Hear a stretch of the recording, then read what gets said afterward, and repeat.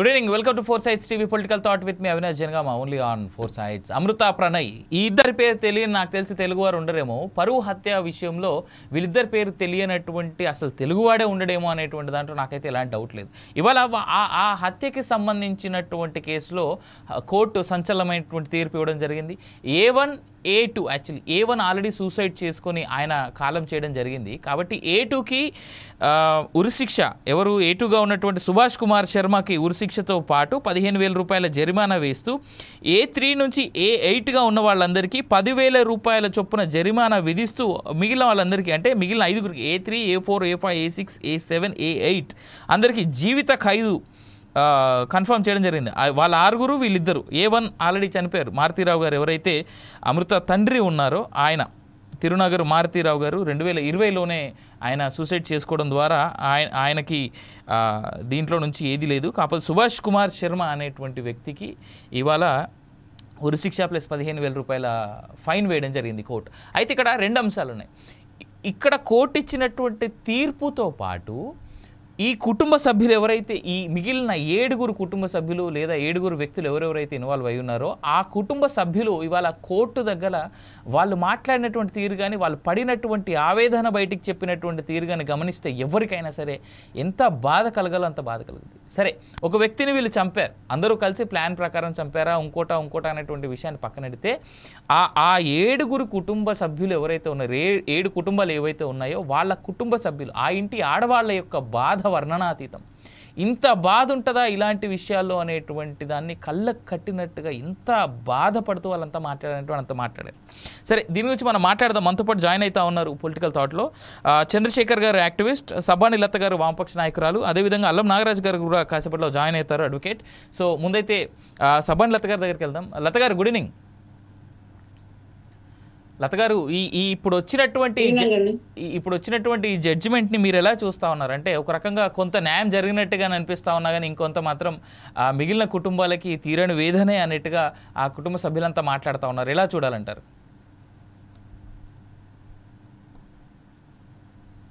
ముఖ్యంగా ఏదైతే ఈరోజు అంటే ప్రణయ్ ఈ కులాంతర వివాహాలు చేసుకోవడం మూలంగా వీళ్లకు అంటే ఈ రోజు చాలా మంది తల్లిదండ్రులు కూడా ఈ కులాంతర వివాహాలను కూడా ప్రోత్సహించినటువంటి కుటుంబాలు చాలా ఉన్నాయి. ఇప్పటివరకు కూడా మనం చాలా సంఘటనలు చూస్తా ఉన్నాం.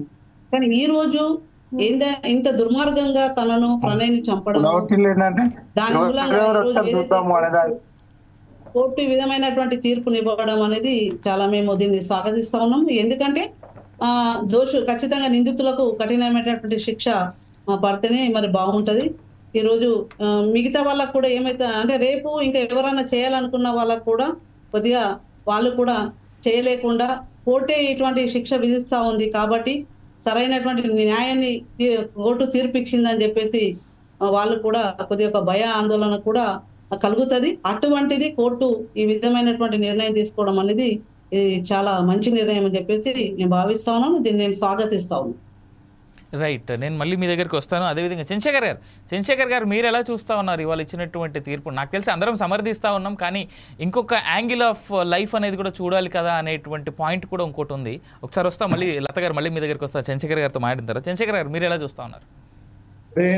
ఈ చర్చలో పాల్గొన్న ప్రజలందరికీ నా యొక్క నమస్కారాలు. అయితే సాధారణంగా మనిషి మనకు అతి ముఖ్యమైనది ప్రాణం. మన జీవితంలో అంతిమంగా ఎవరికన్నా ప్రాణ ప్రీతి ఉంటది. ప్రాణమే ముఖ్యం. ఎన్ని 1,00,000 కోట్లున్నా 1000 కోట్లున్నా ప్రాణం అనేది ప్రీతి, ప్రతి ఒక్కరికి ప్రీతి. అది చంపడం, నరకడం కూడా అది చాలా తప్పు. అంటే ఒక మనిషి పుట్టిన తర్వాత తాజా మరణం అనేది జరిగితే పర్వాలేదు, కానీ వాంటల్లి ఒక మనిషిని అత్యంత క్రూరంగా చంపడం ఎవరికైనా బాధనే ఉంటుంది. అది ఈ యొక్క హత్యా నేరం చూస్తే దాదాపు సెప్టెంబర్ 14, 2018 నల్గొండలో జరిగినటువంటి సంఘటన. మొత్తానికి దాదాపు ట్రయల్ జరిగి ఈ రోజు వరకు దాదాపు 8 సంవత్సరాల తర్వాత తీర్పు రావడం ఆశాజనకం. దీన్ని మనం అందరూ కూడా హర్షించాల్సింది. ఎందుకంటే వాళ్ళు పెళ్లి చేసుకొని వాళ్ళ జీవనాన్ని కొనసాగుతున్న సందర్భంలో స్వయాన తండ్రే అల్లుడిని చంపడం ఇది చాలా దౌర్భాగ్యమే. దీనికి చరిత్ర చూస్తే ఈ పరువు హత్యలు అనేది ఇప్పుడు కొత్త కాదు. మన పూర్వకాలంలో కూడా పరువు హత్యలు బాగా జరిగినాయి. సరే, ఎందుకు జరుగుతున్నా దీన్ని మేము విశ్లేషణ చేయాలి. సరే, వాడు హత్య చేసిండు, హత్యకు సంబంధించినటువంటి ఏమన్నటువంటి తండ్రి చనిపోవడం జరిగింది. సో ఏటీగా ఉన్న సుభాష్ కు పన్ను శిక్ష విధించడం సబబే. మిగతా సహకరించిన 6 కూడా జీవిత ఖైదీ కూడా దాని ఎవరు కూడా తప్పు పడతలేవు. అసలు ఈ హత్యాకాండ ఎందుకు జరుగుతుంది, దీనికి మూలాలు ఏంటి, అసలు ఈ పరువు హత్యలు జరగడానికి గల కారణాలు దీని గురించి ఎవరు మాట్లాడతలేరు.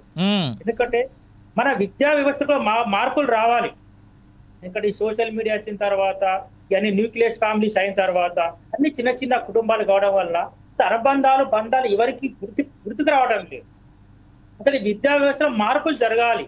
ఏదైనా మనం ఈ ర్యాంకులు వెంబడబడి పిల్లలకు ర్యాంకుల మీద దృష్టి పెడుతున్నాం కాబట్టి అసలు విలువలు ఏంటి, వాల్యూస్ ఏంటి, అసలు విలువలు ఏ విధంగా ఉంటాయి, ఎక్కడి నుంచి నేర్చుకోవాలి, ఇది మన సిస్టంలో ఇంట్రొడ్యూస్ చేస్తే ఇప్పుడు ఈ పరిస్థితి రాకపోవచ్చు. ఎందుకంటే ఇప్పుడు వీళ్ళు ఏదో సుపారీ ఎత్తని డబ్బులకు ఆశపడడం కాదు, డబ్బులు ఆశపడవచ్చు, కానీ వాళ్ళ చరిత్ర చూడాలి. వాడు ఎక్కడి నుంచి వచ్చిండు, అట్లా రావడానికి గల కారణం ఏంటిది, వాడి ఫ్యామిలీ బ్యాక్గ్రౌండ్ ఏంటిది, వాడు చదువుకున్న విధానం ఏంటిది, దీనిపై మనం ఫోకస్ పెట్టాలి. సో అంతిమంగా న్యాయం జరిగిందవచ్చు, కానీ చనిపోయిన ప్రాణం మనం తీసుకురాం కదా. ఆ వ్యక్తి చనిపోయిన తర్వాత మళ్ళీ మన మనిషిని పుట్టించలేం. ద సేమ్ టైం వీరికి శిక్ష ఇవ్వాల్సింది, కానీ శిక్షతో మళ్ళీ మారతలేరు కదా. మళ్ళీ ప్రతిరోజు సంఘటన జరుగుతూనే ఉన్నాయి, ప్రతిరోజు మానభంగాలు జరుగుతున్నాయి, ప్రతిరోజు హత్యలు జరుగుతున్నాయి, దానికి శిక్షలు పడుతున్నాయి, ఉరి శిక్షలు పడుతున్నాయి, యావజ్జీవనకార శిక్ష పడుతున్నది, కానీ మళ్ళీ చరిత్రలు జరుగుతూనే ఉన్నాయి. దీనికి మూలాలు మనం అన్వేషించాలి, దీనికి విద్యావేత్తలు ఆలోచించాలి. అసలు దీనికి ఇలా జరగడానికి గల కారణం ఏంటి, ఈ జ్యుడిషియల్ సిస్టమ్ కూడా మారాలి. మనం దాదాపు 8 సంవత్సరాల నుంచి శిక్ష కొనసాగిన తర్వాత ఎంత బాధాకరం, ఆ అమ్మాయి ఎంత బాధ అనుభవించాడు. ఎందుకంటే అప్పుడే పెళ్లి చేసుకొని హాయిగా జీవితాన్ని గడిపే సందర్భంలో భర్తను కోల్పోవడం వల్ల అప్పుడు ఆమె నిండు గర్భిణి, పాప పుట్టిన తర్వాత వాళ్ళ తండ్రి ఎవరు తెలియకపోవడం కూడా చాలా ఇదొక బాగా ఘోరమైనటువంటి శిక్ష. ఎవరు ఆలోచిస్తలే మనం ఇక్కడ. ఫస్ట్ ఈ సిస్టమ్ మారాలి. అసలు విద్యా వ్యవస్థలో మార్పులు తీసుకువస్తూ ఈ జ్యుడిషియల్ కూడా మార్పులు రావాలి. ఎందుకంటే ఈ మరణ శిక్షలు వేయడం అన్నది లీగల్ గా మనము ఒక ప్రొసీజరే, కానీ దాని వల్ల ఏం సాధిస్తున్నాం మనం, ప్రాణానికి ప్రాణం తీయడం మన కాదు కదా. దీన్ని మనం ఆలోచించాలి. అసలు ఈ వివిధ పరిణామాలు ఎందుకు జరుగుతున్నాయి, దీనికి మూలాలేంటి, దీనిపైన సరైనటువంటి విధానం తీసుకెళ్తే భవిష్యత్తులో ఇటువంటి జరగకుండా మనం నిరోధించడానికి ఒక ఆస్కారం ఉంటుంది. Right, I'll come back to you Chandrasekhar garu, I'll come back to you again. Nagaraj గారి దగ్గరికి వెళ్దాం. అల్ల నాగరాజ్ గారు జాయిన్ అవుతా ఉన్నారు. నాగరాజ్ గారు, ఇవాళ వచ్చినటువంటి జడ్జిమెంట్ ఏదైతే ఉందో, కోర్టు ఇచ్చినటువంటి సంచలనమైనటువంటి తీర్పుగానే మనమైతే చూడొచ్చు చాలా క్లియర్గా. ఈ పరువు హత్యకు సంబంధించి ప్రణయ్ అండ్ కేసుకి సంబంధించి, ప్రణయ్ అండ్ అమృత కేసుకి సంబంధించి దీన్ని మీరు ఎలా చూస్తూ ఉన్నారు? ఎందుకంటే దీంట్లో 2 రకాల యాంగిల్స్ కనిపిస్తూ ఉన్నాయి. యాక్చువల్గా ఇన్సిడెంట్కు దానికి పోలీసు ఎవిడెన్స్ అయితే ఏదైతే ఉన్నాయో కలెక్టివ్ ఎవిడెన్స్ అంతా కూడా విట్నెసెస్ కానీ అన్ని కూడా ప్రాపర్గా ప్రొడ్యూస్ చేసిండ్రు. కొంత వైరల్ అయింది కాబట్టి ఇది కొంత డిలే అయినా కూడా ఖచ్చితమైన జడ్జిమెంట్ అనే చెప్పచ్చు. ఇది ఇలాంటి జడ్జిమెంట్స్ రావడం వల్ల కొంత ఇట్లాంటివి కంట్రోల్ చేయడం జరుగుతుంది. పూర్తిగా నిర్మూలించలేం కాకపోవచ్చు, కానీ ఆ ఇన్సిడెంట్ అయితే ఏంటంటే ఇది పరువు హత్యగా మన అందరికీ తెలిసిందే, దీని గురించి మాట్లాడుకున్నాం. కానీ ఇక్కడ జ్యుడిషియరీ సిస్టంలో justice delayed when justice denied అన్నట్టుగా న్యాయం అనేది సత్వర న్యాయం జరగకపోయేసరికి కూడా ఇలాంటివి జరుగుతున్నాయి. మళ్ళీ అప్పిలేట్ అథారిటీ పోయే ఛాన్స్ ఉంటుంది కాబట్టి ఈ అప్పిలేట్ అథారిటీ పోయినాక కూడా దానికి ఉన్నటువంటి అప్పిలేట్ అథారిటీలో మళ్ళీ దాన్ని శిక్షను తగ్గియచ్చు, దాన్ని పెంచచ్చు. ఈ విధంగా కోర్టుకు ఒక్కొక్క తీర్పు రకంగా ఉండే ఒక జ్యుడిషియరీ సిస్టమ్ ఏదైతుందో ఆ సిస్టాన్ని మనం సిస్టంలో కొంత క్రిమినల్ లాస్లో అమెండ్మెంట్ తీసుకురావాల్సిన అవసరం ఉందని యాజ్ ఏ అడ్వకేట్గా, ఒక సోషల్ అనాలిసిస్ట్గా నేను మీ ముందు ఉంచుతున్నా. కానీ ఏదైతే క్షణికావేశంలో బిడ్డ చేసిన తప్పును ఆ తండ్రి తీసుకున్న నిర్ణయం ఏదైతుందో సమాజానికి ఒక రాంగ్ మెసేజ్ పోయింది. ఆ రాంగ్ మెసేజ్ను జ్యుడిషియరీ వ్యవస్థ ఖచ్చితంగా వాళ్ళకి శిక్ష వేయడం అనేది ఒక సరైన పద్ధతిలోనే పడిందని చెప్పుకోవచ్చు. ఎందుకంటే A2కి మన ఉరి శిక్ష ఇవ్వడం, మళ్ళీ మిగతా కో అక్యూజ్డ్ అందరు కూడా యావజ్జీవ కారాగార శిక్ష వేయడం అనేది అది ఖచ్చితంగా, ఎందుకంటే ప్రోబుల్ అఫెన్స్ కాబట్టి అది శిక్ష పడింది.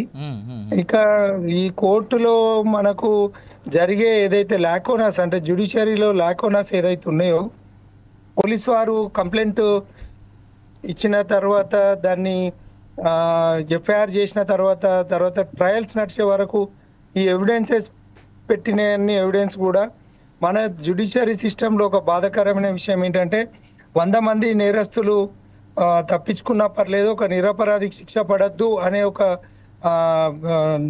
క్యాప్షన్ నుండి జడ్జిమెంట్స్ ఏదైతే వస్తున్నాయో ఆ జడ్జిమెంట్స్ అనేది అంటే ఒక నిరపరాధిని కాపాడడానికి 100 మంది నేరస్తులు నేరం నుండి తప్పించుకునే ఆప్షన్స్ ఉన్నాయి.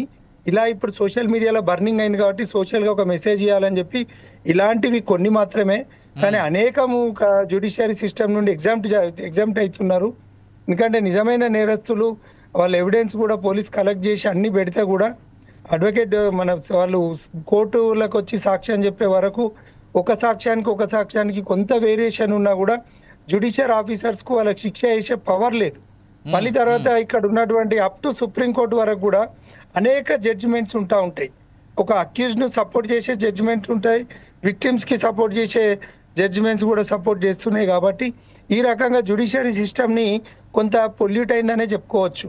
ఎందుకంటే వేరే దేశాలకు చూసుకుంటే ఇక్కడ మన దేశంలో చాలా ఘోరమైన ఇవి పురాతన చట్టాలు, వీటిని ఆధునీకరించాలనేది ఖచ్చితమైన నిర్ణయం. ఈ రకంగా చూస్తే ఎంత బాధాకరమైన విషయం ఏంటంటే చనిపోయినోడు నా వ్యక్తి ఈయననే చంపిండు అని అతడు చంపినోడు వచ్చి కాలేజీకి వచ్చినట్టు వచ్చి అటెండ్ అయిపోతాడు. ఇక్కడ వీళ్ళు ఎవరైతే బాధితులు ఉంటారో వాళ్ళు ప్రూవ్ చేసుకోవాల్సిన సందర్భాలు అలాంటివి ఈ సిస్టమ్ ఏదైతుందో జస్టిస్ దొరకనటువంటి సందర్భాలు. ఇది హాట్ టాపిక్ అయింది.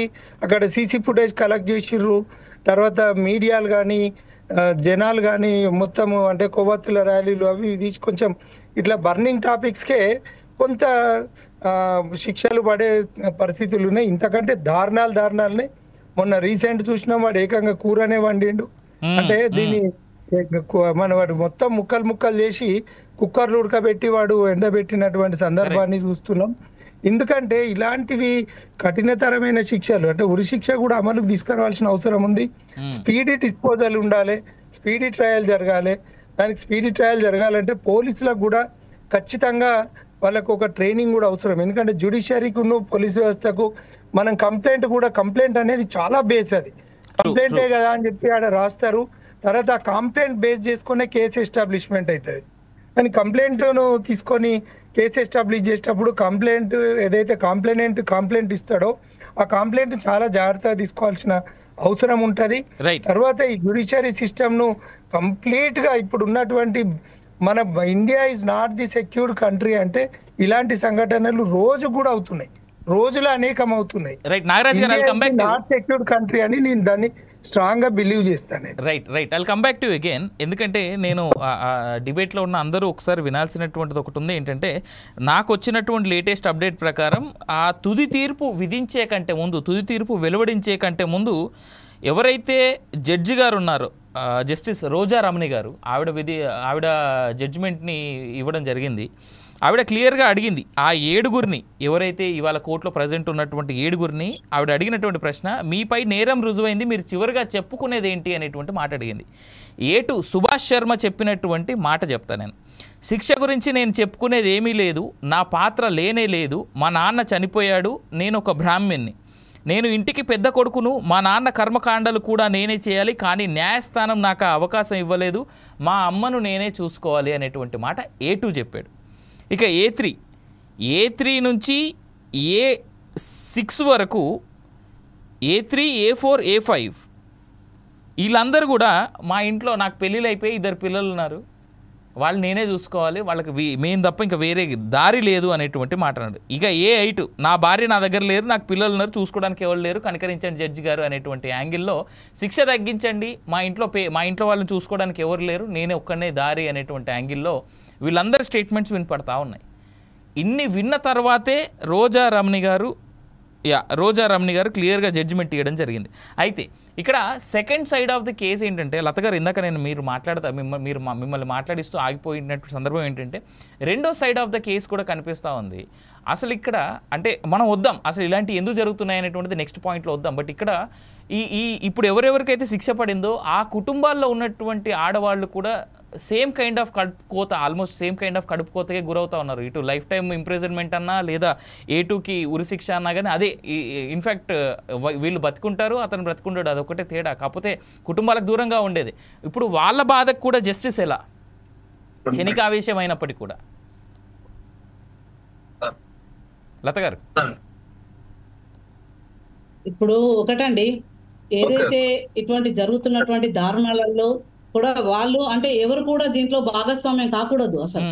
ఎందుకంటే ఈ రోజు చాలా మంది కుటుంబ పరంగా అంటే ఉన్నటువంటి కులంతర వివాహాలను చాలా మంది చేసుకున్నటువంటి వాళ్ళు ఉంటారు. కానీ దాంట్లో మనం ఏదో వాళ్ళకు దారుణాన్ని ఓడగొట్టాలా, వాళ్ళపైన దాడులు చేయాలా, వాళ్ళు చంపాలనేది ఆ కసితోని వీళ్ళు దాంట్లో భాగస్వామ్యమై వాళ్ళందరూ ఒక టీమ్ గా ఏర్పడి ఈ రోజు ఆ ప్రణయ్ని పొట్టున పెట్టుకున్నటువంటి పరిస్థితి ఉంది. అయితే దీంట్లో వాళ్ళు వాళ్ళ కుటుంబాలు అంటే వాళ్ళు అప్పుడు ఏదైతే ఎవరికైతే వాళ్ళు ఉన్నటువంటి టీంలో ఖచ్చితంగా ఈ వర్క్ చేయాలని చెప్పేసి తను అమృత వాళ్ళ ఫాదర్ చెప్పినప్పుడు ఎందుకు మరి వీళ్ళందరూ కూడా వాళ్ళ భార్య పిల్లలు అప్పుడు కనబడలేరా? వాళ్ళ భార్యలు ఉన్నారు, మాకు పిల్లలు ఉన్నారు, మా కుటుంబాలు ఉన్నాయి, మేము ఈ ఉన్నటువంటి దాంట్లో ఖచ్చితంగా మేము ఈ ఘటనలలో మేము ఏమన్నా దిగితే రేపు మా కుటుంబాలు ఏమన్నా రోడ్డు పాలవుతాయొచ్చు, మా జీవితాలు ఏమైపోతాయి అనేది కూడా వాళ్ళు ఆలోచించాల. అది ఆలోచించకుండా దుర్మార్గంగా ఇయ్యాల వాళ్ళందరూ ఒక టీమ్ గా ఉండి ఈ రోజు ఆ అబ్బాయిని పొట్టన పెట్టుకొని అమృతను, అప్పుడు అమృత గర్భిణీ స్త్రీ, ఆ గర్భిణీ అమ్మాయిని కూడా కనీసం కనికరం లేకుండా ఆ అమ్మాయిని కూడా మరి ఆమె కూడా ఒక ఆడబిడ్డ లాంటిది, తనను కూడా ఇంత కూడా ఆలోచించకుండా అమ్మాయికి ఆ జీవితాన్ని మొత్తానికి నాశనం చేసినటువంటి పరిస్థితి ఉంది. మరి ఈ రోజు న్యాయస్థానం అయితే నేను చెప్పదలుచుకుంది ఏంటంటే న్యాయస్థానం సరైనటువంటి నిర్ణయం తీసుకుంది.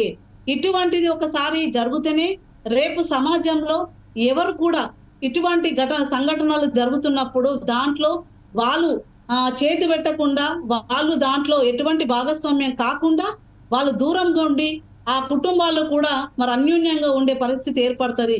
అటువంటి దాంట్లో ఖచ్చితంగా మరి ఇటువంటి ఏదైతే ఉన్నటువంటి వాళ్ళందరూ A1 ఇప్పుడు ఉన్నటువంటి A1 కానీ మన A3 నుంచి 6 వరకు ఉన్నటువంటి వాళ్ళు కానీ వీళ్ళందరూ కూడా ఒక పనిష్మెంట్, ఇది పనిష్మెంట్. అంటే రేపు భవిష్యత్తులో ఎటువంటి ఆడకూతుర్లకు కూడా ఎవరన్నా వీళ్లకు ఏదన్నా అమ్ముడు అంటే డబ్బులు ఇచ్చి అమ్ముడు పోయి ఈ బాబుని చంపండి, ఇటువంటి దారుణమైనటువంటి హత్యలు చేయండి అని చెప్పేసి వాళ్ళేమన్నా ప్రోత్సహిస్తే వీళ్ళందరూ కూడా ఖచ్చితంగా ఆలోచించే అవసరం ఉంటది. ఇది ఒక గుణపాఠంగా నేర్చుకొని భవిష్యత్తులో ఇటువంటి కాకుండా చూడాలా. ఇది సరైనటువంటి తీర్పు అని చెప్పి న్యాయస్థానం ఒక మంచి నిర్ణయం ఇచ్చిందని చెప్పేసి నేను భావిస్తా ఉన్నాను. ఎందుకంటే ఇటువంటి చర్యలకు పూనుకున్నటువంటి వాళ్ళు రేపు భవిష్యత్తులో జాగ్రత్తలు తీసుకొని వాళ్ళ కుటుంబాలను కాపాడుకునే విధంగా వాళ్ళు ఉంటారని చెప్పేసి నేను చెప్పదలుచుకున్నాను. రైట్ లత గారు. చంద్రశేఖర్ గారు, మీరు ఎలా చూస్తా ఉన్నారు? ఎందుకంటే ఇక్కడ రెండు సైడ్స్ ఆఫ్ ద కేసు కూడా మనం చూడాలి కదా. మీరు చెప్పింది వార్త, కానీ జడ్జికి ఎమోషన్స్ ఉండేవి కదా, ఇరిపించే వారికి ఎమోషనల్ ఉంటే జడ్జిమెంట్ సరిగ్గా ఇవ్వలేరు కదా. ఇక్కడ ఎమోషన్స్ పని లేదు. ఎవరైతే వాళ్ళు ఇన్వాల్వ్ అయిన వాళ్ళు పనిష్మెంట్ ఇవ్వాల్సిందే. కానీ వాళ్ళు ఎవరైతే నేరేం చేసినా వాళ్ళు ఆలోచించాలా. నేను నేరేం చేయడం వల్ల రేపు పొద్దున నా ఫ్యామిలీకి ఇబ్బంది అవుతుంది వాళ్ళు ఆలోచించాలి కదా. వాళ్ళు ఆలోచించకుండా నేరం చేసిన తర్వాత వాళ్ళ ఫ్యామిలీస్ వచ్చి మా ఫ్యామిలీ కూడా ఇబ్బంది అవుతుంది అనడం కూడా సరే, వాళ్ళ బాధ వాళ్ళకు ఉంటది. ఇక్కడ జరిగినట్టు సంఘటన కూడా మనం చూడాలి కదా. ఒక నిండు చూడాలి పాపం, ఆమె పెళ్లి చేసుకుని దాదాపు అప్పటికి 6 months 7 months అవుతుంది. వాళ్ళ జీవనాన్ని కూడా, సంసార జీవనాన్ని కూడా కొనసాగించకుండా అర్థాంతరంగా భర్తను చంపడం ఎవరికైనా బాధనే ఉంటుంది. సో ఇక్కడ మన ఎమోషన్స్ పనికిరాదు. రెండు మీరు అన్నట్టు వీళ్ళ ఫ్యామిలీ బాధ ఉన్నది, వీళ్ళు జైలుకి పోతే వీళ్ళ ఫ్యామిలీ కూడా ఫ్యామిలీ తోటి వాళ్ళ బాధపడుతుండొచ్చు. కానీ ఇక్కడ జరిగిన సంఘటన కూడా మనకు చాలా ఇంపార్టెంట్ కదా. ఇంత మేడం చెప్పినట్టు ఈ ఉరిశిక్ష వేయడం మంచిదే, కానీ ఉరిశిక్ష వేయడం వల్ల కూడా మళ్ళీ నేరాలు ఆగుతలేవు కదా, మళ్ళీ జరుగుతున్నాయి కదా నేరాలు. ఈ మధ్యన పశ్చిమ బెంగాల్లో ఒక డాక్టర్ అమ్మాయిని రేప్ చేసింది. అది ఎంత ఘోరంగా అసలు అది అది అది అది ఆ కేసు ఏమవుతుందో కూడా అర్థమైతే లేదు. అంటే పొలిటికల్ గా కూడా మేనేజ్మెంట్ చేయడం వల్ల సరిగా రిజల్ట్ రావడం లేదు. ఇంతకుముందు మన అడ్వకేట్ సార్ అన్నట్టు ఇప్పుడు ఇక్కడ ఇచ్చినటువంటి ఒక డిస్ట్రిక్ట్ కోర్టు మాత్రమే, ఇది ఫర్దర్ గా మళ్ళీ సుప్రీం కోర్టుకి వెళ్ళిన తర్వాత ఈ కేసు ఇంకా ప్రొలాంగ్ కావచ్చు. శిక్ష తగ్గించి అది 10-15 ప్రొలాంగ్ అవుతుంది. సో ఆ శిక్ష కూడా వాళ్ళు అనుభవిస్తారు జైల్లో. రిమాండ్ ఖైదీ కూడా అనుభవించి కూడా శిక్షనే. సో ఈ జ్యుడిషియల్ సిస్టమ్ లో కూడా మార్పు రావాలి. ఈ నేరం చేసినప్పుడు ఈ శిక్ష పడ్డ తర్వాత వీళ్ళకి అప్పీలకు అవకాశం ఇవ్వడానికి వీల్లేదు. ఎందుకంటే ఒకసారి వన్స్ ఒక జడ్జిమెంట్ డెలివరీ అయిన తర్వాత మళ్ళీ హైకోర్టుకు పోయిన తర్వాత జడ్జిమెంట్ మారదు. మారితే అక్కడ ఏమైతున్నది, కింద ఇచ్చిన జడ్జి తప్పనే భావన ప్రజలకు కలుగుతుంది. అవును, వాస్తవం. కానీ జడ్జిమెంట్, ఈ జ్యుడిషియల్ సిస్టమ్ మారాలి.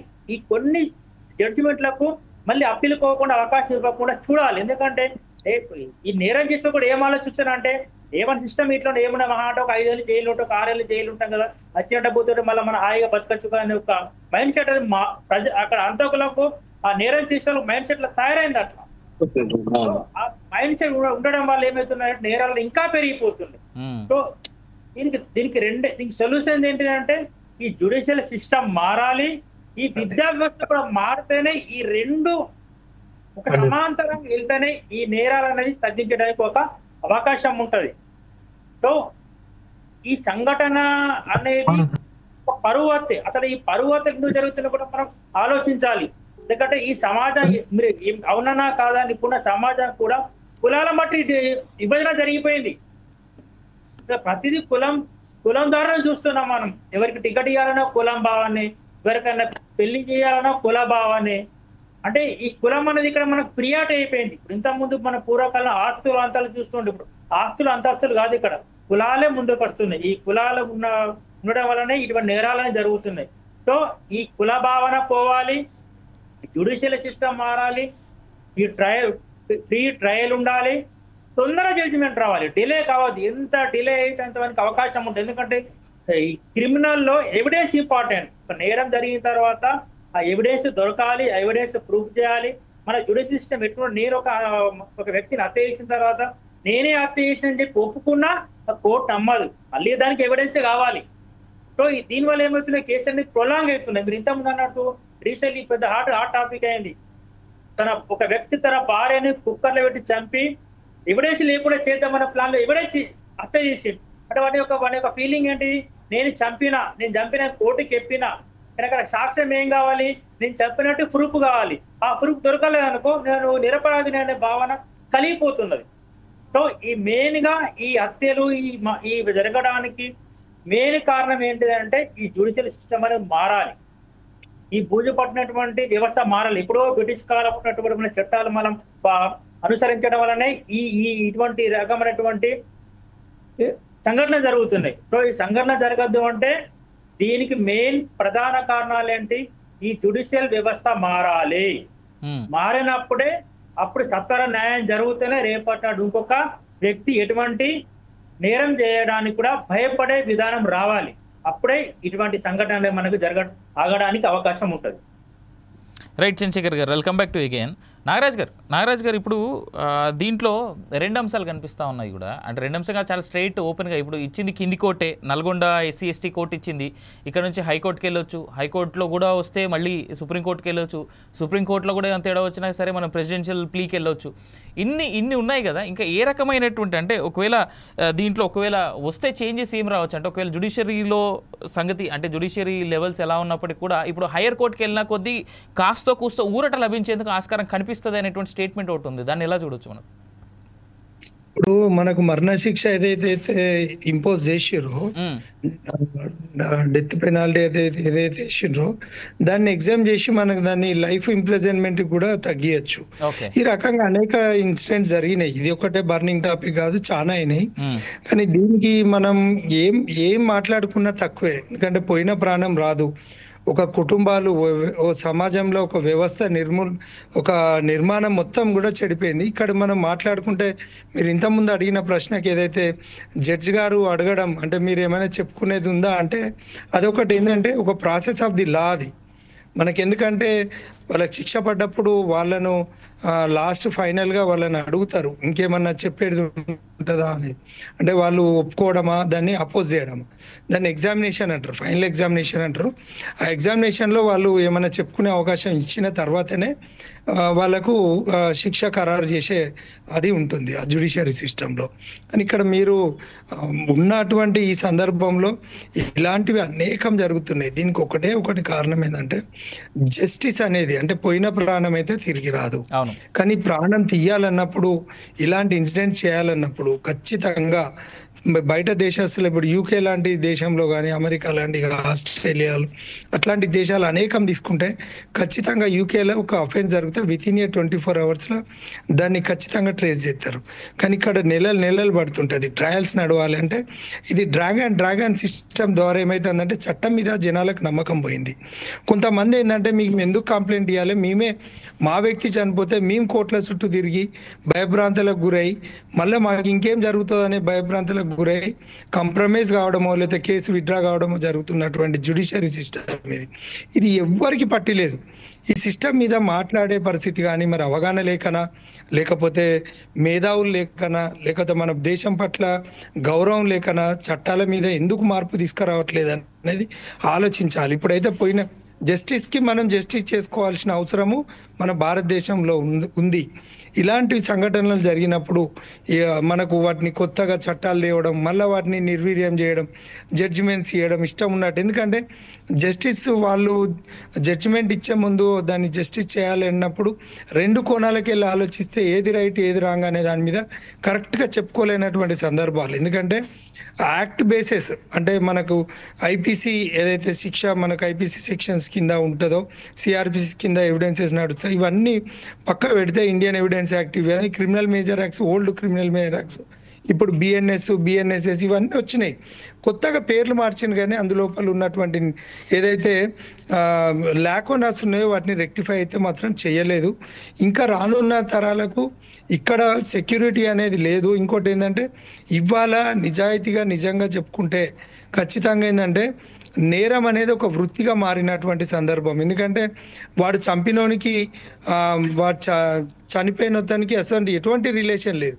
అక్కడ ఫైనాన్షియల్ ట్రాన్సాక్షన్ సుపారీ రిలేషనే అక్కడ జరుగుతున్నటువంటి క్రమంలో ఇక్కడ వాడు ఎందుకు అట్లా చేయాల్సి వచ్చింది, వానికి ఏంది అంటే వాని బ్రతుకుదేరు కోసము ఇది తీసుకున్నటువంటి కక్షపూరితంగా కాదు, బ్రతుకుదేరు కోసం చేసిండు. అంటే చట్టాలు ఎక్కడికి పోతున్నాయి, చట్టాలలో ఏమవుతుంది, చంపితే 4 రోజులు లోపల పోతాం, బెయిల్ ఒక అడ్వకేటు 10,000కి వేసేటోడు ఉంటాడు, 10 లక్షలకు బెయిల్ వేసేటోడు ఉంటాడు, అడ్వకేట్ ఉంటాడు. మనం బయటకు వస్తాం, తర్వాత ట్రయల్స్ నడితే ఇప్పుడు ఉన్నటువంటి పరిస్థితుల్లో అప్పీల్ పోయి కూడా వాళ్ళు రిలాక్సేషన్ తెచ్చుకోవచ్చు, మళ్ళీ బయటకు వచ్చి తిరగచ్చు. దాన్ని మళ్ళీ అక్కడ మళ్ళీ మన లోయర్ కోర్టు కూడా మళ్ళీ మన ట్రయల్ రీకండక్ట్ చేయమని చెప్పి కూడా తెచ్చిన కేసెస్ ఉన్నాయి. ఈ విధంగా చూస్తుంటే ఏంటంటే ఈ న్యాయస్థానాలు, ఈ న్యాయ వ్యవస్థ ఉన్నది కేవలం మా అడ్వకేట్ల ఫీజుల కోసమో, జడ్జిల జీతాల కోసమో, జ్యుడిషియరీ స్టాఫ్కు జీతాల కోసమే కానీ జస్టిస్కు న్యాయానికి న్యాయం అయితే చేసే దిశగా లేదనే చెప్పుకోవచ్చు. ఎందుకంటే 100% ఏంటంటే ఇవి ఇప్పుడు ఈ సందర్భాన్ని మన ఛానల్ ద్వారా, మన ఫోర్సైట్ ఛానల్ ద్వారా మనం షేర్ చేసుకునేది ఏంటంటే నిజాన్ని నిర్భయంగా మనం చెప్పుకోగలిగితే ఇంకా ఈ విషయం నలుగురికి తెలిస్తే కనీసం చర్చ జరుగుతుంది. ఈ రకంగా ఇప్పుడు అక్కడ లైవ్ లో అక్కడ మనకి ఇన్సిడెంట్ జరిగింది, సీసీ ఫుటేజ్ ఆధారంగా ఉన్నది, ఘోరం దారుణం అని చెప్పి కొవ్వొత్తుల ర్యాలీలు అవి విధిస్తే ఈ జ్యుడిషియరీ సిస్టంలో ఏంటంటే ఇలాంటి ఐడెంటిఫైడ్ కేసెస్ మాత్రమే కన్విక్టెడ్ అవుతున్నాయి. అన్ఐడెంటిఫైడ్ కేసెస్ కానీ ఇవి కానీ ఇప్పుడు వాళ్ళు ఎవరైతే బాధితురాలు ఎవరైతే ఆమె ఉన్నదో ఆ కంప్లైంట్ ఇప్పుడు ఇన్సిడెంట్ ఎప్పుడు జరిగింది, ఎప్పుడు జడ్జిమెంట్ వచ్చింది, ఇన్ని సంవత్సరాలు ఆమె ప్రాణాలకు అరిచేతిలో పెట్టుకొని కోర్టు కేసులకు అటెండ్ అవ్వడం, వీళ్ళు ఇంకేమన్నా ఇన్సిడెంట్ చేయొచ్చు కదా, అక్యూజ్లు బెదిరింపులకు గురి చేయొచ్చు, ఏమో చేయొచ్చు.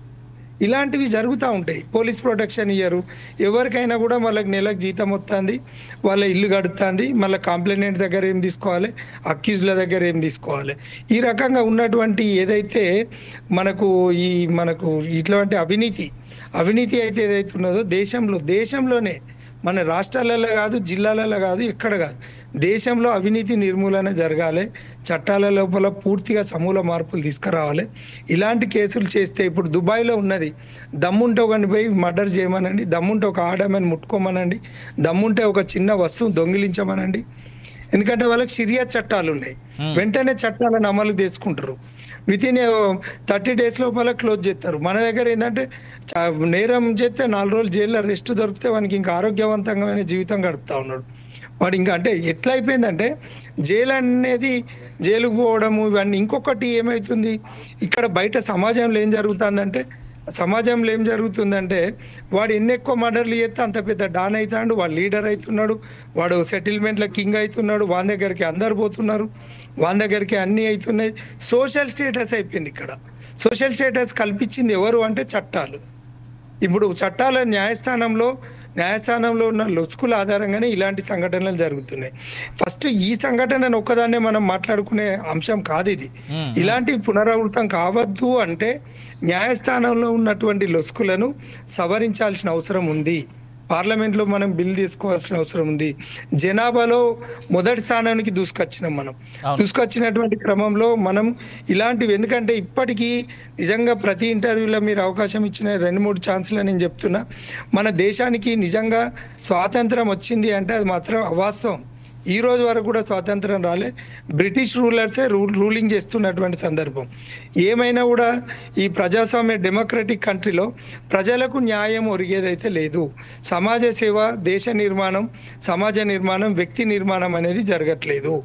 వ్యక్తి నిర్మాణం అనేది జరగాలంటే ఈ మన వృత్తి ఉద్యోగ అవకాశాలు కానీ ఇలాంటివి కానీ, ఇంకోటి ఏంటంటే ఉచితాలకు ఈ ప్రభుత్వాలు వాళ్ళు ఉచితాలు ఇవ్వడం, ఇవన్నీ జరగడం అంటే సైడ్ ట్రాక్ అవుతుంది కావచ్చు. కానీ విషయం ఏంటంటే ఈ ఉచితాలకు అలవాటు చేసి సోమర్లను తయారు చేసి ఇలా జనాభాలో మనం మొదటి స్థానంలో ఉన్నాం, కానీ ఆర్థిక వ్యవస్థలో కూడా మొదటి స్థానంలో ఉండాల్సిన అవసరం ఉంటుంది. చైనాను బీట్ చేస్తున్నాం మనం. కానీ ఇక్కడ ఉన్నటువంటి పరిస్థితులలో ఏంటంటే మనకు విద్యా వైద్యము ఉచితంగా మనం ఇవ్వగలిగితే, మన ఉపాధి కనుక ఉచితంగా ఉపాధి అవకాశాలు కనుక ఇవ్వగలిగితే, ప్రతి వానికి గవర్నమెంట్ ఉద్యోగమే కావాలంటే ఎక్కడి నుండి అవుతుంది? గవర్నమెంట్ ఉద్యోగం వచ్చినాడే వాడు రిటైర్మెంట్ అవుతున్నాడు. నిజంగా కూడా గవర్నమెంట్ ఉద్యోగి ఎగ్జిస్ట్ అవుతాడా? ప్రభుత్వంగా ప్రైవేటు మనకు ఎన్నో వృత్తి విద్యలు ఉన్నాయి, మనం ఎన్నో వృత్తులు ఉన్నాయి, కానీ చేసుకునేదానికి ఎక్కడన్నా ఎవడన్నా ఆలోచిస్తున్నాడా? ఎవరికి ఎవడు పట్టిలేడు. ఎందుకంటే ఎవడు అనే పదాన్ని వాడినప్పుడు, ఎందుకంటే ఈ ఎవడు అనేటోడు ఎవడైతే నేను ముందుకొచ్చి నేను ఈ సమాజానికి సేవ చేస్తా అని డెమోక్రటిక్ పద్ధతిలో వచ్చిన ఎవడు అనేటోడు లీడరు. ఆ లీడర్ అనేటోడు సమాజానికి ఉపయోగపడే విధంగా కాకుండా కేవలం వాని వ్యక్తి నిర్మాణం కోసమే చూస్తున్నటువంటి సందర్భంలో జరుగుతున్నటువంటి విషయాలను మనం చూస్తున్నాం. ఇలాంటివి సమాజంలో మొత్తం సమూల మార్పులు వస్తే గనక మనకు ఇట్లాంటి షరియత్ చట్టాలు కూడా రావాల్సి ఉన్నాయి. ఈ దేశంలో కులమతాలు అనేది ఇవాళ మన దేశాన్ని పట్టి పీడిస్తున్న వ్యవస్థ ఏంటంటే కులాలు మతాలు ఇవన్నీ కూడా సృష్టించింది. అసలు నేను అడుగుతాన నేను ఒక అడ్వకేటును నేను అడుగుతున్న సూటిగా ఈ వ్యవస్థని సమాజాన్ని, దేవునికి రూపం ఉన్నదా? అసలు దేవుడు అనేటైనా ఉన్నాడా? ప్రతి మనిషి దేవుడే, ప్రతి మనిషి లోపల ప్రతి ఆత్మ దేవుడే, ప్రతి ప్రాణి కూడా దేవుడే. కానీ ఇక్కడ ఉన్నటువంటి పరిస్థితులు ఏంది? ఈ కులాలు మతాలు అనేది ఇది బ్రతుకుదేరువుకు సృష్టించబడ్డది. అదే బ్రతుకుదేరువులు బ్రతుకులను నాశనం చేస్తున్నాయి. అందుకనే మనం ఉన్నటువంటి పరిస్థితులలో ఈ కుల వివక్ష అనేది తెచ్చింది ఎవరు, ఎందుకు? అందరికీ కులం, అందరికీ మనం అంతా కూడా మానవ కులం అనుకోవాలి. కానీ ఇక్కడ కులాల మధ్యలో చిచ్చులు పెట్టి ఇవన్నీ చేసి ఇవన్నీ తీసుకొచ్చి అగ్రవర్ణాలు అనేకమైన కొన్ని కుట్ర ఇవన్నీ అన్ని కులాలు అన్ని మతాలు కూడా చేసే తప్పే. ఫస్ట్ ఎవరికి వాళ్ళు, ఇప్పుడు మా అమ్మ నాన్నకి నేను పుట్టిన, నా పేరు ఇది, మా అమ్మ నాన్న ఇది, తర్వాత నా దేశం ఇది. మనందరం కూడా వ్యక్తి నిర్మాణం అనే సమాజంలో జరగాలి. అలాంటి చర్చలు జరగాలి. మీలాంటి టీవీ ఛానళ్లకు ఇలాంటి చర్చలు జరిగే అవకాశం నాకు ఇచ్చినందుకు మీకు ధన్యవాదాలు తెలియజేసుకుంటున్నాను. రైట్, నేను మళ్ళీ వస్తా నాగరాజ్ గారు మీ దగ్గరికి. అయితే లత గారు, ఒక మాట, ఇక్కడ ఇంకొక అంశం ఉంది. ఇప్పుడు అసలు ఇలాంటి అంశాలు జరగడానికి కారణం ఏంటి? ఇప్పుడున్నటువంటి ఈ మోడర్నైజ్ సొసైటీలో మనం we are living in 21st century and చాలా అడ్వాన్స్డ్గా చాలా ఫాస్ట్ మూమెంట్ ఆఫ్ లైఫ్లో మనం ఉన్నాం కదా. ఇలాంటి తరుణంలో కూడా ఇప్పటికీ ఇలాంటి ఇంకా పెద్ద ఎత్తున జరుగుతూనే ఉన్నాయి. అక్కడో ఇక్కడ మనం చూస్తూ ఉన్నాం. బయటపడ్డ సంఘటన పెద్ద ఎత్తున కనబడింది కాబట్టి ఇంత పెద్ద కేసు అయింది, కానీ కనిపించకుండా మనకు తెలియని జరుగుతూ ఉన్నాయి, ఇంకెన్నో ఉన్నాయి. సో అసలు ఇప్పుడున్నటువంటి ఈ తరుణంలో కూడా ఇలాంటి ఇంకా జరుగుతూ ఉన్నాయంటే మనం ఎలా చూడాలి? ఎలాంటి చర్యలు తీసుకుంటే ఇలాంటి జరగకుండా మార్పులు తేవచ్చు మనం? ఇప్పుడు ఏదైతే అంటే సమాజంలో జరుగుతున్నటువంటి దాంట్లో ఈ కులం మతం, ఈ కులాల మధ్యలోనే ఇటువంటి సమస్యలు వస్తున్నటువంటి పరిస్థితి ఉంది. అంటే నా కులం ఇది, నీ కులం ఇది అనేది అనుకోవడం వలన చాలా మంది అంటే ఒక అండర్స్టాండింగ్ అనేది ఇద్దరి మధ్యలో లేకపోవడం, అంటే ఉన్నటువంటి రెండు కుటుంబాలలో ఒక అండర్స్టాండింగ్ చేసుకుంటే అన్యోన్యమైనటువంటి జీవితాలు గడపచ్చు. కానీ ఉన్నటువంటి ఏదైతే పేదరికంలో ఉన్నటువంటి వాళ్ళను ఉన్నటువంటి ధనవంతులు ప్రోత్సహించుకోకపోవడము, వాళ్ళు స్వీకరించకపోవడము, దాని మూలంగా ఏమవుతా ఉందంటే వాళ్ళని నేను స్వీకరించాలా, వాళ్ళ కులం ఇది, నా కులం ఇది అనేది దీని వద్ద విభేదాలు రావడం మూలంగానే ఈ రోజు ఈ సమస్యలకు దారి తీస్తున్నటువంటి పరిస్థితి ఉంది. ఈ దారి మూలంగా ఎంత నష్టం జరుగుతుంది అనేది వీళ్ళు ఆలోచిస్తలేరు. ఇలా కూతురు వాళ్ళ బిడ్డలకి నష్టం జరుగుతా ఉంది. అయినప్పటికీ కూడా వాళ్ళ తండ్రి మరి ఒక మెట్టు దిగొచ్చైనా కానీ నా కూతురు సరే ఆమె ఇష్టపూర్వకంగా చేసుకుంది, ఉండలే ఏమవుతుంది, నా దగ్గర నేను అయితే ధనవంతున్నే కదా, నేను నా కూతుర్ని సపోర్ట్ చేయొచ్చు కదా అనేది అటువంటి ఆలోచన లేదు. డబ్బు ఉన్నటువంటి ప్రతి ఒక్క తండ్రి ఏదైతే నేనే ధనవంతుణ్ణి, నా స్థాయిలో ఉన్నటువంటి వాడు కావాలా తప్ప పేదరికంలో ఉన్నోడు నాకు అవసరం లేదు. ఈ కులాంతర వివాహాలను నేను ప్రోత్సహించలేను. కులము అనేది విభేదాలను తీసుకొస్తున్నటువంటి పరమైనటువంటి ఈ కులాల మధ్యలో వీళ్ళు తల్లిదండ్రులు ఇంకా పెద్దగా దాన్ని చిచ్చు పెట్టి ఇంకా ఎక్కువగా చూపిస్తున్నటువంటి పరిస్థితి ఉంది. దాని వలన ఈ రోజు జీవితాలే నాశనం అయిపోతా ఉన్నాయి. అందుకనే అంటే సమాజంలో ఇదంతా దీని మీద ఒక పూర్తయినటువంటి అవగాహన రావాలా. అంటే ఈ కులం మతం అనేది ఇటువంటి విభేదాలు ఉండకుండా ప్రతి అమ్మాయి కూడా వాళ్ళ ఇష్టపూర్వకంగా చేసుకునేటప్పుడు మనం తల్లిదండ్రులు కూడా స్వీకరించే విధంగా దాన్ని ఆ విధంగా సరే నా కూతురే కదా సంతోషంగా ఉండగలుగుతుంది, నా కూతురు అట్లా ఉంటే మనం ఎందుకు కాదనాలా అనేది అటువంటిది ఆ కుటుంబపరమైనటువంటి ఆలోచన తీసుకొని వాళ్ళంతా ఒక అవగాహనకు వచ్చి ఆ అమ్మాయిని ప్రోత్సహిస్తే అసలు ఇటువంటి సమస్యనే రావు అసలు ఈ సమాజంలో. కానీ ఈ మధ్యలో చాలా మట్టు మనం చూసాం, కలకత్తాలో డాక్టర్ అమ్మాయి కానీ మొన్న కుక్కర్లో మన అన్ని ముక్కలు చేసి ఉడకబెట్టి ఇంకా అనేక సంఘటనలు ఈ ఉత్తర తెలంగాణ ప్రాంతాలలో అయితే మొన్న మెదక్లో కానీ అనేక సంఘటనలు జరిగినాయి. కానీ ఇటువంటివి జరుగుతూ ఉన్నప్పుడు ఏ పొలిటికల్ కూడా అసలు దీన్ని ఇంతవరకు కూడా ఎవరు కూడా విభేదించలేరు. ఎందుకంటే ఏంది అసలు దీని మీద ఎందుకు ఈ విధంగా జరుగుతూ ఉన్నాయి, అమ్మాయిల పైన ఇటువంటి ఇంత దారుణాలు జరుగుతూ ఉన్నప్పుడు అంటే ఈ న్యాయస్థానం ఈ రోజు నల్గొండ న్యాయస్థానం ఒక మంచి తీర్పు ఇచ్చింది. కానీ ఇతర జిల్లాలలో అయితే దాదాపు 10 సంవత్సరాలు గడుస్తున్న కేసులు తిరుగుతూ ఉన్నారు తప్ప కేసులు మరి తీర్పులు రానటువంటి పరిస్థితి ఉంది. ఇందాక ఒక బ్రదర్ మనకు అడ్వకేట్ బ్రదర్ చెప్పారు. ఎందుకంటే ఆ అదర్ కంట్రీస్లలో అయితే వెంటనే యాక్షన్ అమలు అవుతా ఉంది, మరి మన దేశంలో ఎందుకు అమలు అవుతలేదు అనేది కూడా జరుగుతున్నటువంటి పరిస్థితి. అంటే నేరాలు జరుగుతున్నోడు ఇలా శిక్షలు పడకుండా వాడు కాలర్ ఎగరేసుకొని నేను నేరం చేసినా కానీ ఎవడు నన్ను పట్టుకోలేకపోతా ఉన్నాడు, నాకు శిక్ష విధించలేకపోతా ఉన్నాడు, నేను ఒక పెద్ద రౌడీని అని చెప్పేసి వాడు దాదాగిరి చేస్తూ మరి ఇంకా అనేక నష్టాలకు దారి తీస్తున్నటువంటి పరిస్థితి ఉంది. వీటన్నిటి మీద కూడా ఈ కులం మతం మూలంగానే దీనివల్ల వస్తున్నటువంటి భేదాభిప్రాయాల వలన ఈ రోజు అమ్మాయిల పైన నష్టం జరుగుతూ ఉంది. ఇటువంటి నష్టాలు జరగకుండా సమాజంలో ప్రతి ఒక్క తల్లిదండ్రులు మరి ఆలోచించాలా, ప్రభుత్వాలు కూడా ఆలోచించాలా, ఒక సరైనటువంటి అవగాహనను ఒక నిర్ణయాన్ని తీసుకొచ్చి మరి ప్రజల్లో ఆ అవగాహనను కల్పించే విధంగా అటువంటి చర్యలు చేపడితే ఈ భారతదేశంలో కానీ ఈ రాష్ట్రంలో కానీ అమ్మాయిలకు పూర్తయినటువంటి రక్షణ దొరుకుతుందని చెప్పేసి నేను భావిస్తా ఉన్నాను. రైట్. చంద్రశేఖర్ గారు, మీరు అంటున్నట్టుగా ఏ రకమైనటువంటి చర్యలు తీసుకుంటే, ఏ రకమైనటువంటి ఎన్లైటన్మెంట్ కలిగిస్తే ఇలాంటి అంశాలు మళ్ళీ రిపీట్ అవ్వకుండా ఉంటాయని అంటారు మీరు మన చుట్టుపక్కల ఉన్నటువంటి మన ఈ సమాజంలో? ఇంతకుముందు అడ్వకేట్ గారు చెప్పినట్టు ఇప్పుడు ఒక స్టేటస్ సింబల్ అయిపోయింది. జైలుకి వెళ్ళారు స్టేటస్ సింబల్. ఎందుకంటే రాజకీయ నాయకులు చూస్తున్నాం కదా, జైలుకి వెళ్తారు, డబ్బులు పెట్టి బెయిల్ తీసుకుని ఒక స్టేటస్ సింబల్ అయిపోయింది. At the same time crime చేసినప్పుడు కూడా ఈ క్రైమ్ వెనుక రకరకాల కారణాలు ఉంటాయి. ఇక్కడ ఆర్థిక పరిస్థితి కావచ్చు.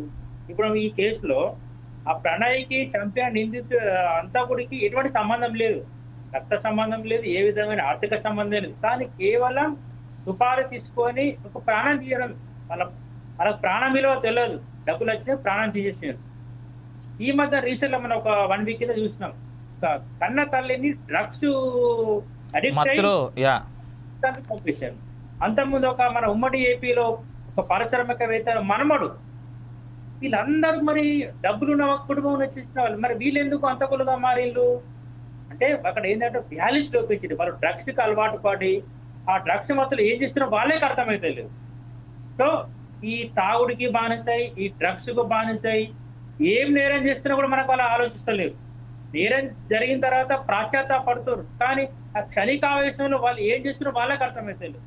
సో ఈ సిస్టమ్ మారాలి అంటే సత్వర న్యాయం జరగాలి. రోజుల కొద్దీ సంవత్సరాల కొద్దీ ట్రయల్స్ లేకుండా మన దౌర్భాగ్యం ఏంటంటే ఇంతకుముందు మన అడ్వకేట్ గారు చెప్పినట్టు ఈ నేరం జరిగిన తర్వాత కంప్లైంట్ ఇస్తేనే దాని మీద ప్రాసెస్ జరుగుతుంది. కానీ కంప్లైంట్ ఇవ్వకుండా ఎటువంటి ప్రాసెస్ చేయరు, ఎటువంటి ఎఫ్ఐఆర్ నమోదు కాదు, ఎటువంటి ట్రయల్ జరగదు. ఆ సుమోటో కూడా స్వీకరించి కేసు తీసుకున్నటువంటి ధైర్యం కూడా పోలీసులు చేస్తలేరు. సో ఇక్కడ మెయిన్ కారణాలు ఏంటంటే ఈ సంఘటనలో పునరావృతం కావద్దు అంటే మళ్ళీ ఒక చర్చ పెట్టి ఈ మేధావుల ద్వారా మన ప్రపంచ దేశాలు ఉన్నటువంటి జ్యుడిషియల్ సిస్టమ్ ని ఒకసారి అవగాహన చేసుకొని మనకు అనుగుణంగా దాని సిస్టమ్ మారాలి. అంటే ఈ హంతకులకు ఎటువంటి శిక్ష ఇవ్వాలి, చిన్న చిన్న నేరాలు చేసిన ఎటువంటి శిక్ష ఇవ్వాలి. మళ్ళీ ఇక్కడ కూడా ఆర్థిక సంబంధాలే, డబ్బున్న వారికి ఒక న్యాయం జరుగుతుంది, డబ్బు లేని వారికి అంతే. ఇప్పుడు మనకు ఆంధ్రలో జరిగింది జగన్ ఫ్యామిలీలో అంత బాబాయ్ చంపినప్పుడు ఇప్పటి వరకు అరెస్ట్ జరగడం లేదు అక్కడ. డబ్బులు ఉన్నోళ్ళు, సో డబ్బులు ఉంటే ఏమైనా చేయొచ్చు అన్న భావన కలుగుతున్నది. సో ఇక్కడ ఆర్థిక అంతస్తులు కాకుండా నేరం జరిగిన దాని మీదనే విచారణ జరగాలి. కానీ ఇక్కడ ఏం జరుగుతున్నది, ఆ నేరంతో పాటు వారి యొక్క స్టేటస్ చూస్తున్నారు. ఇప్పుడు డబ్బులున్నవాడా, ఈ పొలిటికల్ బ్యాక్గ్రౌండ్ ఉన్న వాళ్ళ. సో దాంతో ఏమవుతున్నది, సామాన్య మానవుడు కూడా అసలు న్యాయ వ్యవస్థ మీదనే అపనమ్మకం ఏర్పడుతుంది. సో ఈ అపనమ్మకం పోవాలంటే ఎవరు నేరం చేసినా వాడి యొక్క ఆర్థిక స్థితికి సంబంధం లేకుండా, వాడి పొలిటికల్ బ్యాక్గ్రౌండ్ సంబంధం లేకుండా సత్వర న్యాయం జరిగితే రేపటిన ఇటువంటి నేరాలు జరగకుండా మనం అడ్డుకట్ట వేయడానికి అవకాశం ఉంటుంది. సో అంటే ఈ సిస్టంలో కూడా చాలా లోపాలు ఉన్నాయి. ఈ జ్యుడిషియల్ సిస్టంలో కానీ, ఈ పోలీస్ వ్యవస్థలో కానీ చాలా రకాల మార్పులు చేయాలి మనం. ఇక్కడ అడ్వకేట్కి ఏమైనా ఒక కేసు తీసుకుని వాడు ఏ కేసు అయినా తీసుకుని 10,000 తీసుకొని కేసు ఇస్తారు, జరుగుతూ ఉంటుంది. ఆ సిస్టమ్ మారాలి మనం. ఇక్కడ మనకు ఈ కొన్ని ఎథిక్స్ ఉంటాయి, ఒక అడ్వకేట్ కూడా కొన్ని ఎథిక్స్ ఉంటాయి. కానీ ఇక్కడ అన్ని ఎథిక్స్ అని మర్చిపోతున్నాం మనం. ఇక్కడ ఎథిక్స్ మర్చిపోయి వారంతా కూడా కేసు తీసుకుంటున్నాం. ఎవరైనా కేసు తీసుకునే కేసు చాలా వేసేసి మనం ట్రయల్ చేస్తున్నాం. అక్కడ దానివల్ల ఏమున్నది, ఒక మర్డర్ చేసి ఒక లాయర్ని పెట్టుకుంటే అయిపోయా కేసు జరుగుతాయి. ఇప్పుడు యావజ్జీవ కారాగార శిక్ష అంటే నాకు తెలిసి సబ్జెక్టు కరెక్షన్ 14 ఏళ్ళు వాడు జైల్లో ఉంటాడు. తర్వాత మిగతా బయటకు వెళ్ళిన తర్వాత మళ్ళీ హాయిగా మళ్ళీ ప్రత్యేక జీవితాన్ని కొనసాగుతాడు. సో ఈ సిస్టమ్ మారాలి ఇక్కడ మనకి. ఈ సిస్టమ్ మారినప్పుడే ఈ సమాజం ఇటువంటి సంఘటనలు మనకు కొంచెం ఆపడానికి అవకాశం ఉంటుంది. సో ఈ పరువర్తలని ప్రతి మన ఈ అన్నట్టు సోషల్ మీడియా తోటి ఈ ఇష్యూ బయటకు వచ్చింది. కానీ పల్లెటూళ్ళలో ఇటువంటి అసలు చాలా జరుగుతుంది. వాళ్ళు అక్కడ ఊళ్ళోనే పంచాయతీ పెట్టి క్లోజ్ చేసేస్తున్నారు. 5,000 10,000 ఇచ్చేసి ₹1,00,000 ఇచ్చేసి ఆ కేసు అనేది కాకుండా అక్కడనే క్లోజ్ చేసేస్తారు. అలాంటి సంఘటనలు చాలా జరుగుతా ఉన్నాయి. ఇప్పుడున్న మోడర్న్ సొసైటీలో కూడా చాలా ఉన్నాయి. రూరల్ ఏరియాలో కూడా ప్రతిరోజు ఎక్కడో ఒక సంఘటన జరుగుతూనే ఉంటది. పొద్దున పేపర్ రాత్రి కేసు ఉండనే ఉంటది. అవును అవును. అక్కడ దౌర్భాగ్యం అంటే వీడీసీ ఇక్కడ ఇన్వాల్వ్మెంట్ అసలు ఈ విలేజ్ డెవలప్మెంట్ కమిటీ అనేది ఎవరైతే అక్కడ సర్పంచ్ గౌరవం లేదు. ఇక్కడ మొత్తం పెత్తనం అంతా వీడీసీ. ప్రజాస్వామ్య వ్యవస్థలో ఎలక్షన్ అయినటువంటి సర్పంచ్ కు గౌరవం ఇవ్వకుండా అక్కడ ఒక వీడీసీ అనే ఏర్పాటు చేసుకుని వాళ్ళ పెత్తనం కొనసాగుతున్నది. సో ఈ సిస్టమ్ కూడా మారాలి. ఈ యాజ్ వెల్ యాజ్ మనకి జ్యుడిషియల్ సిస్టమ్ తో పాటు ఈ రాజకీయ వ్యవస్థ కూడా మారాలి. మారుతున్నప్పుడే అప్పుడు ఈ సిస్టమ్ లో మార్పు జరుగుతుంది. ఇటువంటి సంఘటనలు మనం అడ్డుకట్ట వేయడానికి అవకాశం ఉంటుంది. రైట్ చంద్రశేఖర్ గారు, థ్యాంక్ యూ. నాగరాజ్ గారు ఇప్పుడున్నటువంటి ఈ పరిస్థితుల్లో అంటే ఏ రకమైనటువంటి ఎడ్యుకేషన్ అనేటువంటిది చేస్తే ఎడ్యుకేట్ ఏ విధంగా మనం చేయగలం అసలు యాక్చువల్గా పేరెంట్స్ని కావచ్చు పిల్లల్ని కావచ్చు ఏ విధంగా ఎడ్యుకేట్ చేయగలం ఇలాంటివి చేయకుండా ఉండేందుకు? మ్యూట్లో ఉన్నారు నాగరాజ్ గారు, మ్యూట్లో ఉన్నారు.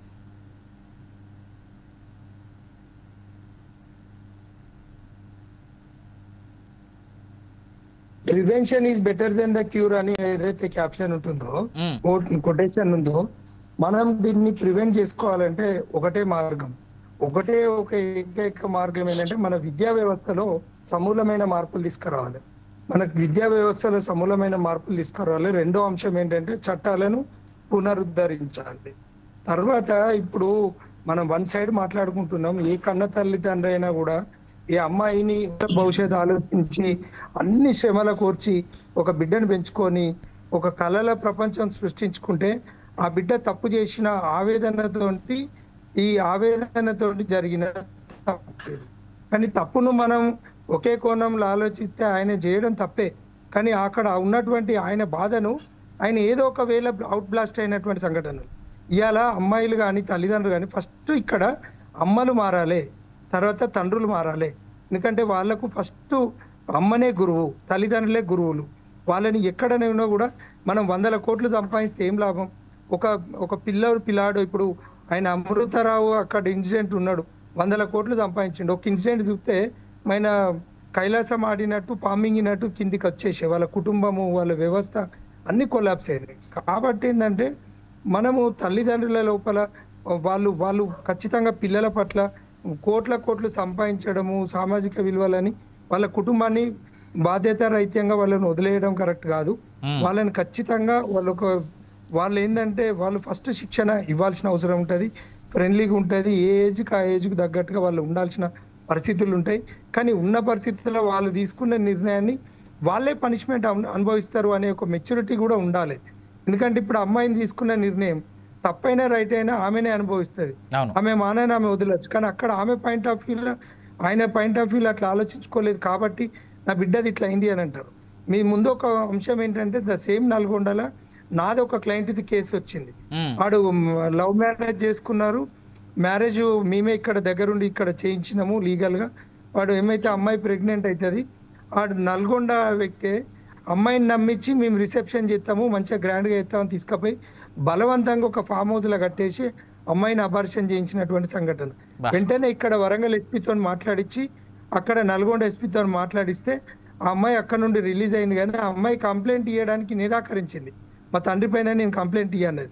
కానీ ఒక తండ్రి పైన కంప్లైంట్ ఇస్తే అబార్షన్ చేసిన హెడ్ నర్స్ కానీ అక్కడ ఉన్న బిఏఎంఎస్ డాక్టర్ కానీ ఆ ఫామ్ హౌస్లు ఇచ్చిన షెల్టర్ కానీ వాళ్ళు షెల్టర్ ఇచ్చిన వాళ్ళు కానీ అందరి మీద కేసు. కానీ ఇక్కడ నేను మీ ముందు రివీల్ చేస్తున్నా, ఇట్లా అన్కండిషనల్ గా అమ్మాయి ఆమె ప్రాణమే పోయే పరిస్థితి ఉండే.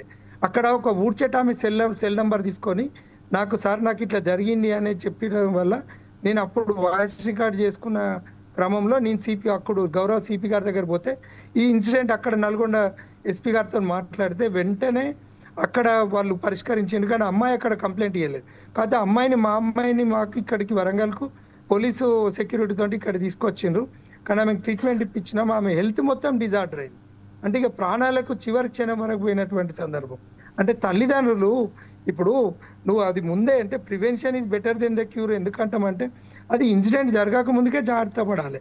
ఇన్సిడెంట్ జరిగినాక ఆమె ఒక మెజారిటీ అటెండ్ అయినాక నీకు వాళ్ళ మీద హక్కులు ఉండవు. మనకు ఈ రకంగా ఏంటంటే మనకు సామాజిక విలువ లేనటువంటి విద్యా విధానం, సామాజిక విలువలను కాపాడుకోలేనటువంటి చట్టాలు, ఈ రెండు కనుక మారితే ఈ వ్యవస్థ మొత్తం మనకు అభిప్రాయం.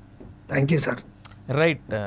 రైట్ నాగరాజ్ గారు, థ్యాంక్ యూ సో మచ్. ఈ పూట పొలిటికల్ థాట్లో పాల్గొన్నందుకు చంద్రశేఖర్ గారికి, సబ్బన్ లత గారికి, అదేవిధంగా అల్లం నాగరాజ్ గారికి ముగ్గురికి ధన్యవాదాలు. మరో అంశంతో మళ్ళీ మీ ముందుకు నేను కలిసేందుకంటే ముందు ఫోర్సైట్స్ టీవీ కానీ అవినాష్ జనగామ కానీ ఈ ప్రణయ్ అమృత కేసుకి సంబంధించి ఒక మాట చెప్పదలుచుకున్నా ఏంటంటే పేరెంట్స్ ఆలోచించాలి, పిల్లలు కూడా ఆలోచించాలి. ఇన్నేళ్ళు పెంచిన తర్వాత మీ కూతురు మిమ్మల్ని కాదని ఇంకోరి దగ్గరికి వెళ్తుంది పెళ్లి చేసుకోవడానికి అని అంటే అయితే అబ్బాయి మంచోడని అయి ఉండాలి, లేదా జస్ట్ ఇన్ఫాక్చుయేషన్ అని అయి ఉండాలి. ఇన్ఫాక్చుయేషన్ అయితే కంట్రోల్లో చేయండి, నిజంగా మంచోడైతే మాత్రం ఇచ్చి చేసేయండి. ఈ మాట కరెక్ట్ అయి ఉండొచ్చు, రాంగ్ అయి ఉండొచ్చు, కానీ ఎంక్వైరీ చేయాల్సినటువంటి బాధ్యత పేరెంట్స్. రెండోది, ప్రేమించి పెళ్లి చేసుకుంటున్నాం, పేరెంట్స్ని ఎదిరించేస్తాం, మేము వయసుకు వచ్చేసాం, 20 ఏళ్ళ వయసు, సో కాబట్టి రక్తం ఉడుకుతూ ఉంటుంది, ఈ టైంలో పెళ్లి చేసుకుందాం, ఏదో పొడి చేద్దాం అంటే ప్రాక్టికల్ లివింగ్ అనేటువంటిది పిల్లలు ఆలోచించుకోవాల్సినటువంటి అంశం. If you want to marry somebody, fight with your parents, convince them, beg them, catch hold of their legs or hands and tell them why you need such person. Me parents తీసుకొచ్చే వ్యక్తి కంటే మీరు ప్రేమించినటువంటి వ్యక్తి ఎందుకు మీకు అంత గొప్ప అనేటువంటి విషయాన్ని మీ పేరెంట్స్కి అర్థమయ్యేలాగా చెప్పి చేసుకోండి. పేరెంట్స్ దగ్గరుండి చేసిన పెళ్ళిళ్ళే విడిపోతూ ఉన్నాయి, ప్రేమించి పెళ్లి చేసుకున్న పెళ్ళిళ్ళు విడిపోతున్నాయి. ఏది కరెక్ట్గా ఉన్నాయి? కానీ మీకు ఒక పర్సన్ కావాలంటే మీ పేరెంట్స్ని కన్విన్స్ చేసుకోండి, అంతే తప్ప ప్రాణాలు తీసుకునే స్థాయికి మాత్రం దయచేసి ఇటు పేరెంట్స్ కానీ పిల్లలు కానీ వెళ్ళొద్దని రిక్వెస్ట్ మాత్రమే చేయగలుగుతా ఉన్నాం. ఇంతకంటే చెప్పదలుచుకున్నది ఏం లేదు. ఇది ఇవాళ పొలిటికల్ థాట్. మరో అంశంతో కలిసే కంటే ముందు stay tune for more updates to four sides TV.